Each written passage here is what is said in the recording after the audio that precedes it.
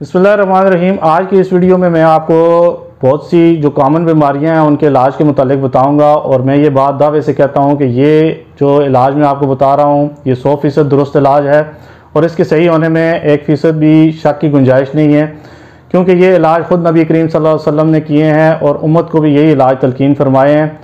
और ये सारे इलाज जो है वो सही अहादीस के अंदर मौजूद हैं। मैंने सारी अहादीस जो हैं वो कलेक्ट की हैं इन बीमारियों और इन इलाज के मुतालिक। वन बाय वन मैं आपके सामने रखूँगा और साथ साथ रेफरेंस भी देता रहूँगा। ये वीडियो आप पूरी देखें, इंशाल्लाह इससे आपको बहुत ज़्यादा बेनिफिट होगा। सबसे पहले नबी सल्लल्लाहु अलैहि वसल्लम ने फरमाया कि इस दुनिया में जो भी बीमारी अल्लाह ताला ने पैदा फरमाई है उसका इलाज भी पैदा फरमा दिया है। अब जो इंसान इस इलाज को जान लेता है वो तो फ़ायदे में रह जाता है, और जो इससे नावाकिफ़ रहता है वो ज़ाहिर है घाटे में रहता है और वो जाहिल है। तो सबसे पहले जो है जो बीमारी मैं आपको बताने लगा हूँ वो है निमोनिया।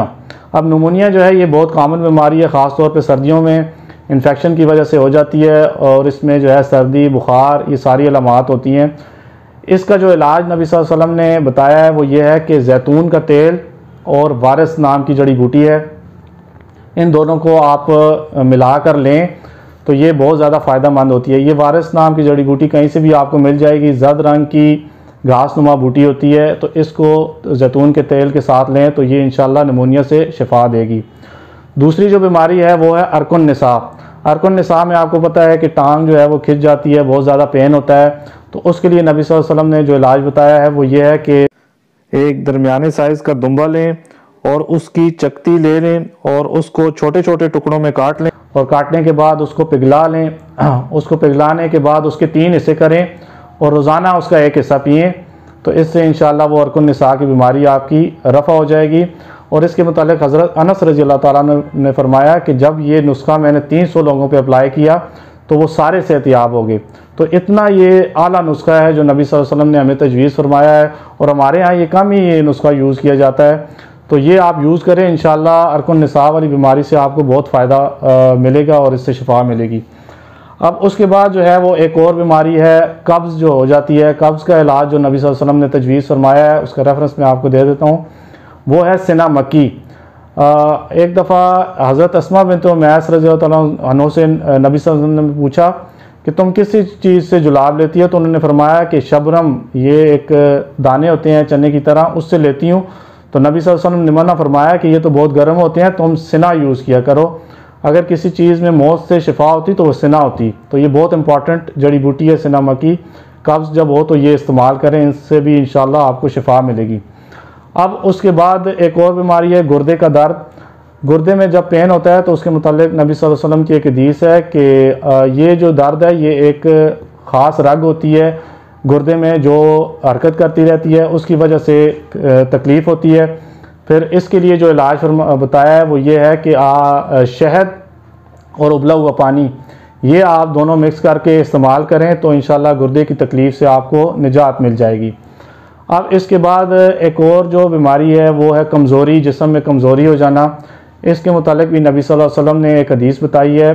हज़रत अली रज़ी अल्लाह ताला अन्हु को बेसिकली एक दफ़ा कमज़ोरी हो गई थी, तो एक दफ़ा वो कुछ खाने लगे थे तो नबी सल्लल्लाहु अलैहि वसल्लम ने मना फरमाया कि तुम ये मत खाओ, तुम ऐसा करो, तुम चुकंदर और जो है ये दोनों चीज़ें खाओ, इससे तुम्हारी कमज़ोरी जो है वो दूर हो जाएगी। तो चुकंदर और जो ये जो है कमज़ोरी के अंदर ये दोनों चीज़ें इस्तेमाल करनी चाहिए, इससे जिस्म को तक़वियत मिलती है। अब एक और बीमारी है पेट की बीमारी। अक्सर पेट में दर्द शुरू हो जाता है, वर्म भी पड़ने शुरू हो जाते हैं। तो एक साहबी नबी सल्लल्लाहु अलैहि वसल्लम के पास आए, उन्होंने कहा मेरे भाई को पेट में मरोड़ पड़ रहे हैं। तो नबी सल्लल्लाहु अलैहि वसल्लम ने फरमाया उसको शहद पिलाओ। शहद जब उसने खाया तो उसने कहा कि ये तो बीमारी और बढ़ गई है। तो नबी सल्लल्लाहु अलैहि वसल्लम ने फरमाया कि दोबारा उसको शहद दो। तो फिर दिया शहद, तो फिर उसने कहा ये और बीमारी बढ़ गई है।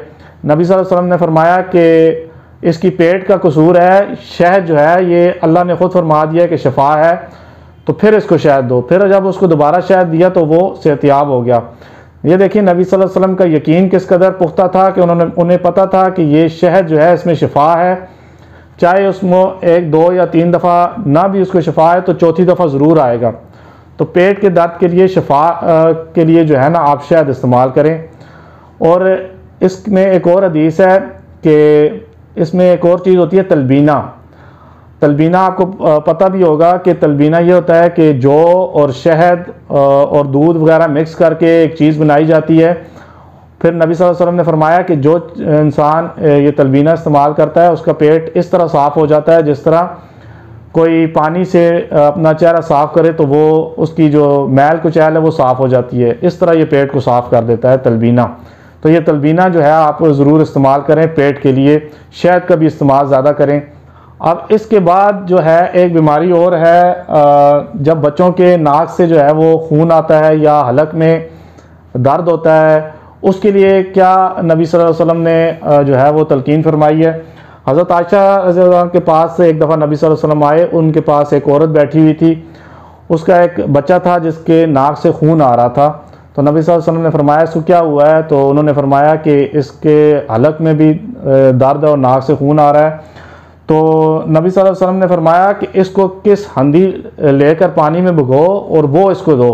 किस हंदी भी एक किस्तुल हंदी उसको बोलते हैं बेसिकली, ये एक जड़ी बूटी है, ये आपको मिल जाएगी पंसारियों की दुकान से, किस्तुल हंदी। ये हदीस के रेफरेंस में दे दूंगा, आप उसमें पढ़ भी लें सही जो रेफरेंस है ना, तो वो आप इस्तेमाल करें पानी में भिगो कर, उसके कतरे बेसिकली नाक में डालें तो उससे इंशाल्लाह शिफा हो जाएगी। अब इसके बाद एक और बीमारी है, वो है सर दर्द और पाँव दर्द। एक दफ़ा एक शख्स नबी सल्लल्लाहु अलैहि वसल्लम के पास आया और उसने सर दर्द की शिकायत की।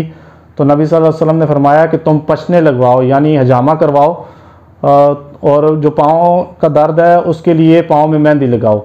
तो ये दोनों इलाज नबी सल्लल्लाहु अलैहि वसल्लम ने बताए। हजामा जो है ये वैसे भी बहुत अच्छा होता है, ये इसके मुतालिक तो नबी सल्लल्लाहु अलैहि वसल्लम ने बहुत ज़्यादा तलकीन की है। और नबी सल्लल्लाहु अलैहि वसल्लम ने फरमाया कि हर 17, 19, 21 इस तरह ताक तरीक़ों में जो भी हजामा करवाता है वो हर बीमारी से महफूज रहता है, तो हजामा ज़रूर करवाना चाहिए। अब इसके बाद जो मोस्ट कॉमनली ये बीमारी है ज़ुकाम। ज़ुकाम भी बहुत लोगों को होता है और इंटरेस्टिंग बात यह है कि नबी सल्लल्लाहु अलैहि वसल्लम ने इसके इलाज से मना फरमाया है, यानी इसमें दवाई नहीं लेनी चाहिए। हदीस में आता है कि हज़रत आयशा रज़ी अल्लाह तआला अन्हा फरमाती हैं रसूलुल्लाह सल्लल्लाहु अलैहि वसल्लम ने फरमाया हर शख्स के सर में जुज़ाम की एक रग होती है और वो रग जो है वो खून की वजह से जोश मारती है, और जब वो ज़्यादा जोश मारती है तो उससे ज़ुकाम हो जाता है। लिहाजा तुम इसका इलाज मत किया करो। कोई प्रिकॉशनरी मेजर्स आप कर सकते हैं, कोई कैवा वगैरह भी ले सकते हैं, लेकिन मुस्तकिल कोई दवाई वगैरह इलाज इसका नहीं करना चाहिए, ये ख़ुद ही हील हो जाता है ज़ुकाम। अब इसके बाद जो है वो कुछ चीज़ें हैं जो इस्तेमाल करनी चाहिए। गाय का दूध है, इसके मुतालिक नबी सल्लल्लाहु अलैहि वसल्लम ने फरमाया गाय का दूध में शिफा है, गाय का दूध इस्तेमाल करो और घी भी इस्तेमाल करो, दोनों में शिफा है। लेकिन गाय का गोश्त जो है वो बीमारी है, गाय का गोश्त कसरत से नहीं खाना चाहिए, इसमें बीमारी होती है। वैसे तो हलाल है, आप थोड़ा बहुत खा सकते हैं, लेकिन ज़्यादा यूज़ नहीं करना चाहिए, इससे बीमारी पैदा होती है। दूध और घी इन दोनों में शिफा है, ये आप ज़रूर इस्तेमाल करें। इसके अलावा अजवा खजूर इस्तेमाल करें, उसके मुतालिक भी नबी सल्लल्लाहु अलैहि वसल्लम ने फरमाया है कि अजवा खजूर जो है ये बहुत बेहतरीन है, अगर कोई चीज़ जहर का असर ख़त्म कर सकती है तो वो अजवा खजूर है। इसके अलावा जामा भी आप करवाएं। तो ये सारी चीज़ें जो है नबी सल्लल्लाहु अलैहि वसल्लम ने हमें तलकीन फरमाई हैं, ये सारी अहादीस के अंदर मौजूद हैं। इसके अलावा बिनाई जो है नज़र तेज़ करने के लिए ये अस्मद सुरमा जो है ये आप यूज़ करें तो ये इससे बिनाई भी तेज़ होती है। जो है वो नबी सल्लल्लाहु अलैहि वसल्लम भी इसका इस्तेमाल किया करते थे।